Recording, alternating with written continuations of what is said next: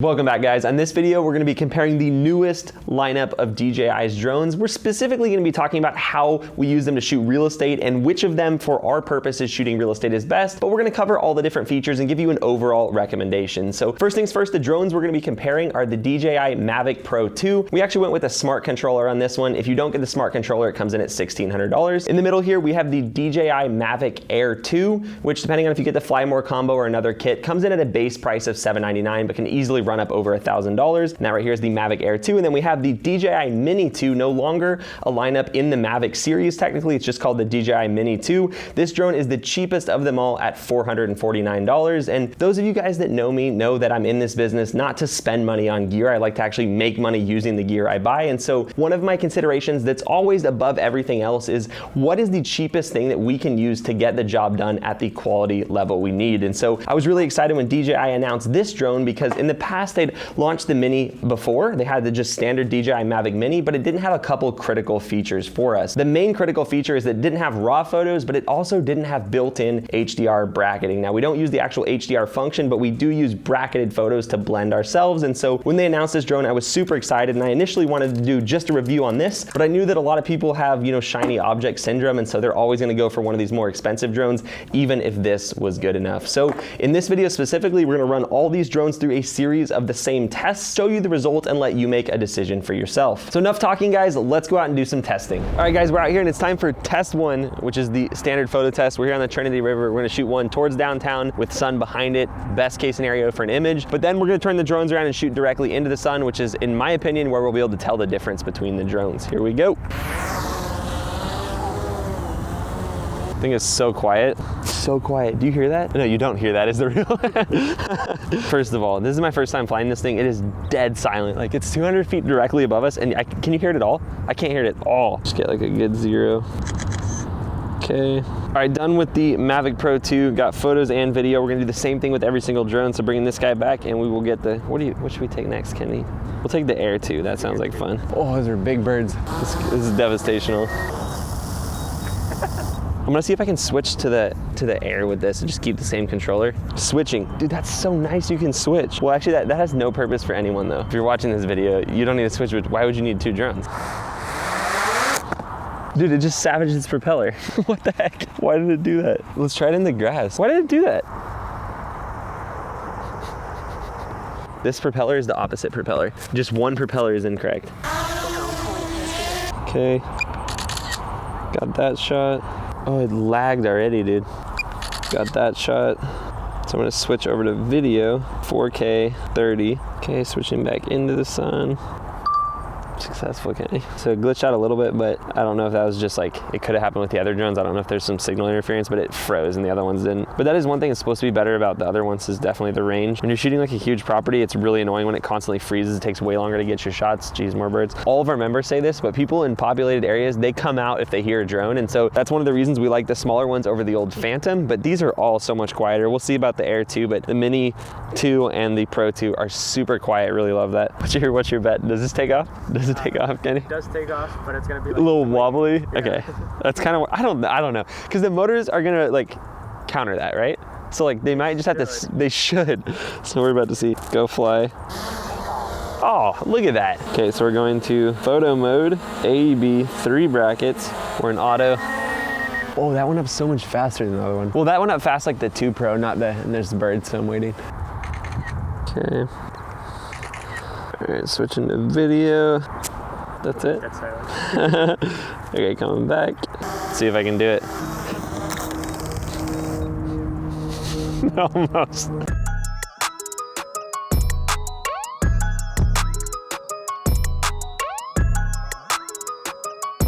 We are officially done, headed back to the office. We're gonna compare all the drones, let you guys see the footage without knowing which drone it is so you can decide for yourself. Honestly, it's more of a budget thing. It's more of a, if you want the expensive screen or not, but we'll compare all those features back at the office. See you there. We're back here in the office. We've finished editing the photos and video, and I'm just gonna cut straight to the chase. Here are the 3 photos, and tell me if you see a bit of difference.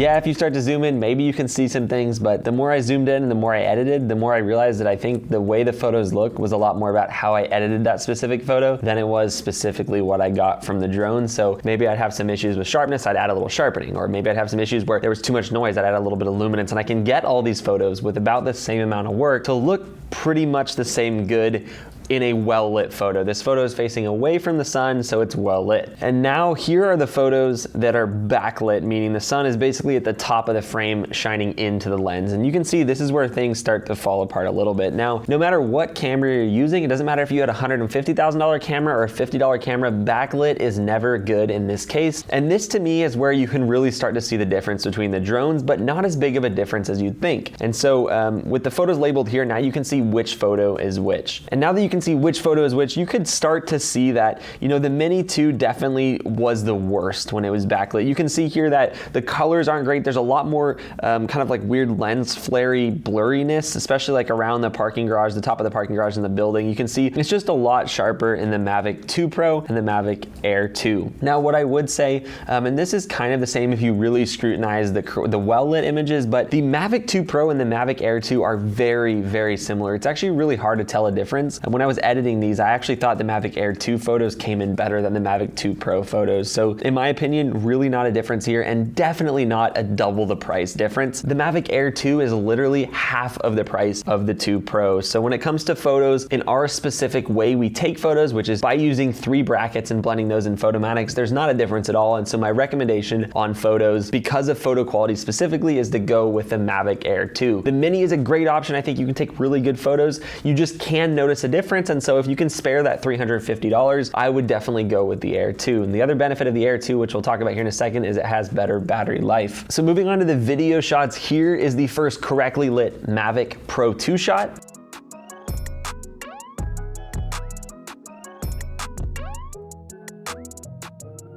Here is the correctly lit Mavic Air 2 shot.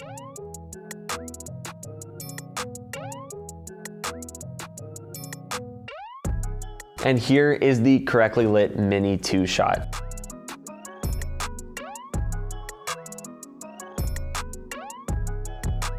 As you can see, these shots are pretty similar. You can definitely tell that the Pro 2 and the Air 2 are sharper, and the Mini 2 does start to get a little less sharp, especially on the horizon there if you look at those buildings downtown. And so overall, I would say again that the Air 2 in this case is just the best bet for your money. It's not nearly as expensive as the Pro 2. The footage is almost as good, but the Mini does start to break down. It doesn't mean you can't use the Mini or it isn't a good drone for real estate. I just think the Air 2 is where your money is best spent. But moving on to the backlit shots, you can see that again, it's even more pronounced in this case. The Mini 2 just not hold up like the other drones does. Footage is not as sharp. It just looks worse overall. And so again, I think here is a great thing to show that the Air 2 is really the best thing you could spend your money on when it comes to a drone for real estate. It doesn't waste money like in my opinion the Pro 2 does, and it does not start to have quality issues that the Mini 2 does. So the Air 2 is definitely the way to go. And again, you can get great video with any of these drones. We just noticed that the Mini 2 is a lot softer, and for $350 more, I think it is well worthwhile to upgrade to the Air 2. So all that aside, there are some other things that I wanted to talk about that may factor into your decision making. Number one is if you live in an area with a lot of signal interference, or you notice when you're flying your drone a lot of times it glitches and says, you know, high something activity, I forget the exact word for it, you may want to consider the Mavic 2 Pro. That's one reason why I may suggest upgrading to that. It has, I think it's like dual band something that basically allows it to switch frequencies if it notices signal interference. So you'll get less of that signal interference, but also it's claimed to have a 5-mile range. Now, obviously, to maintain legality of flight in the United States, you have to keep line of sight with your drone. I don't think you're gonna be able to see that drone from anywhere near 5 miles away, but that does show you that how much stronger that signal is, and you don't quite get that on the other drones. You notice some lagging a lot sooner. Again, that'll depend on exactly where you're flying. As far as image and video quality goes, you get 4K video with every single one of those 3 drones, and you get raw photos, but you'll notice there are quality differences in those. And I know specifically on the Mavic Air 2, that you actually can get 4K 60, but you can't get that on the Mavic 2 Pro. So I still think the best drone, if you want like best quality overall, is gonna be the Mavic 2 Pro, but they all have pretty similar specs, and so you're gonna notice that you get pretty good results out of any of those drones. As far as battery life goes, and that's definitely something important to consider, all the drones come in pretty similarly. The Mavic 2 Pro and the Mavic Mini both come in at 31 minutes of flight time, whereas the Mavic Air 2 actually comes in a little bit higher at 34 minutes. Another big thing to consider is collision avoidance. The Mavic Air 2 and the Mavic Pro 2 have collision avoidance. The Mavic Pro 2 obviously has the best with omnidirectional sensors, meaning wherever you are and wherever that drone is in relation to an object, it knows where you are. And so the safest drone when it comes to collision avoidance is the Mavic 2 Pro. What I would say is it's important not to rely on those sensors though, and for me that wouldn't be a big deal. I flew drones when they didn't have collision sensors. I've never crashed one, and so I think reliance on those collision sensors can actually cause more crashes, but know that you do have full collision sensing with the Mavic 2 Pro, pretty good with the Mavic Air 2, and none at all with the Mavic Mini 2. And so if you're just beginning as a photographer, and frankly even if you're not just beginning, I would definitely suggest the Mavic Air 2 because among a ton of other things you will get that collision sensing even if it isn't as good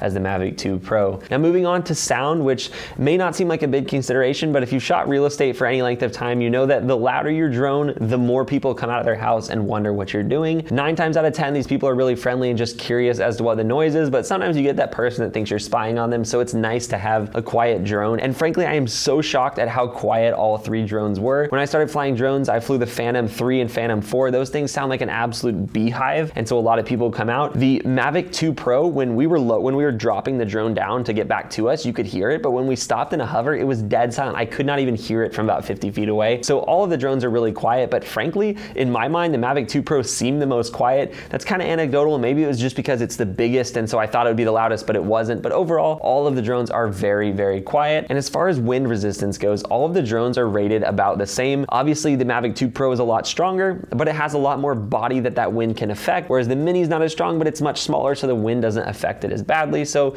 all of those are really good when it comes to wind. And when we were doing research for this video, and in the past, we've had a lot of people say that since the Mini is under 250 grams, it comes in at 249, that it does not need to be registered with the FAA. This may be true if you're flying for recreational use, but it is not true for commercial use. Now, of course, you need to check exact FAA regulations, but if you were using it for commercial use, you still need a Part 107. It doesn't matter how small the drone is, and you still need to register the drone. So don't think that you're going around those Part 107 rules by getting a drone that's under 250 grams, because you are not. It still applies, and you still need to have Part 107. And before I give you guys my final conclusion, I got the drones out here because I wanted to make a couple other points that aren't necessarily in the specs, but they still are important, at least in my opinion. And one of those is just the optics in general. And I'm not talking about the optics of the camera, I'm talking about how it looks to your clients. If you roll up with a drone like this, it looks a little bit like a toy. Does that matter a lot? No, but it definitely matters somewhat if you pull out something that looks really cheap and you charge them for it. And so for that reason, I'm a big fan of these 2 drones. They look more like tools. They're bigger. They're not as big as the Phantom 4, but this thing is pretty dang big. It looks like a professional tool. This is just about there. This really looks like something you picked up at Walmart. Despite its really good quality, it does a really good job. It just looks like a toy. And so that's one reason I definitely like the Mavic Air 2 or Mavic 2 Pro, because they will give you that little boost even if it's not that important. Kind of the same thing as if you roll up to a shoot and you take video on your iPhone 12 Pro. Can you get great video on an iPhone 12? Yes, I have one. It takes amazing video, but if you roll up with an iPhone and you start shooting a house with an iPhone video, definitely not photos, video you could do, but what does that look like to the Asian? They think, well, he's charging me blank money and he just came in here with his phone. I could do the same thing. And so it's not to that level with these, but optics are an important thing to consider in your business. And it's something that may seem small, but it can actually really factor into your business results long term, how someone views you and how they view your business and how professional